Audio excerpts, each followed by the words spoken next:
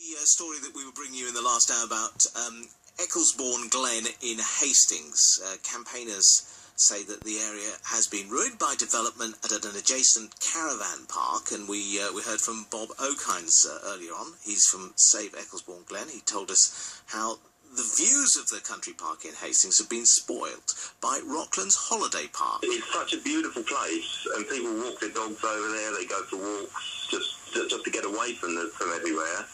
And as soon as they started cutting the trees down, all you could see was the caravans, and the big white ugly caravans that just spoil the view for so many people. So it's not just me, it's heart-rending, heart-breaking for so many people. Well, meanwhile, Hastings Borough Council have issued a notice on the caravan park saying that the new building that overlooks the Glen there is just too tall, and it warns of further enforcement action. Let's talk to Hastings Borough Council spokesman Kevin Boorman. We'll also talk to the local MP Amber Rudd in just a second. Kevin, so what's wrong with this building then?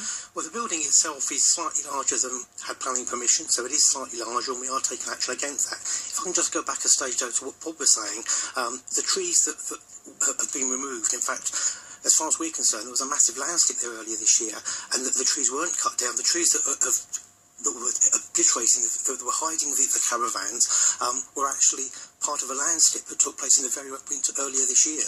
So as far as we're concerned, we've had some independent structural engineers look at geotechnical engineers, and they've confirmed that the landscape was nothing to do with the work that's going on in the Glen. So let's try and put that one to rest first. Right, so the removal of the trees had nothing to do with the landslip, in your view? No, the landslip caused the trees, but it's that that's caused the caravans to be seen. It's not a building work. Because what we were hearing from the campaigners is that the trees went, and then the landslip happened.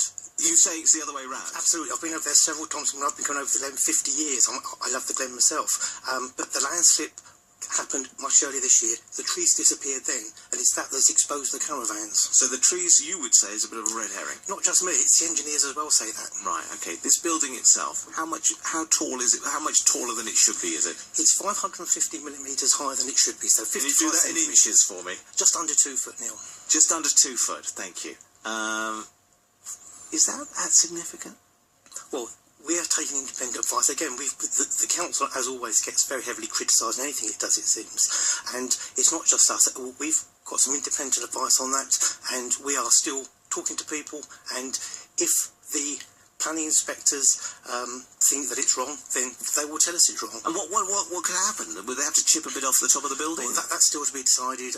We have issued a planning contravention notice in respect of the work on the site. So no further work can happen until the whole process is finished. It's too early to say what will happen. Okay, thank you very much indeed for all of that and clarifying some issues. Let's talk to Amber Rudd, the Hastings and Rye MP. Hello, Amber. Good morning. Hi, what's your reaction to this story then? I've been working with the community on this story for over a year. The simple fact is the building has no consent. They applied for retrospective planning permission because they had planning permission for one story. They built 2 stories.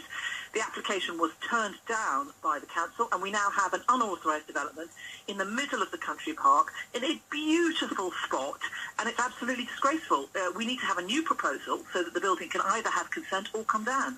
Have you been trying to get in touch with Rocklands yourself, Amber? Oh, I've been in touch with them all right. What do they say to you? A long-running saw. Well, they have builders, and they thought they would get retrospective planning permission. They didn't. They are now expected to come up with, and the council has been having these conversations with them for quite a while now. They're coming up with a proposal, which will be a single-storey building, we hope, which would then get consent. So much more modest version. Would they have to knock down what they've done already? Oh, yeah, they've got... I mean, they had consent for one building. They've built a much larger building. But that is not...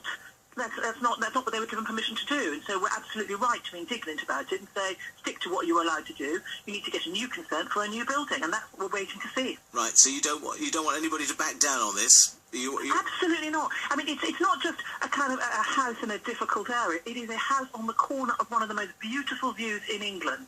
And it's a real eyesore when you go out walking up there, as the campaigner was saying. Suddenly you come across this house sort of praying over the corner of the bay, and it's completely wrong to have it there.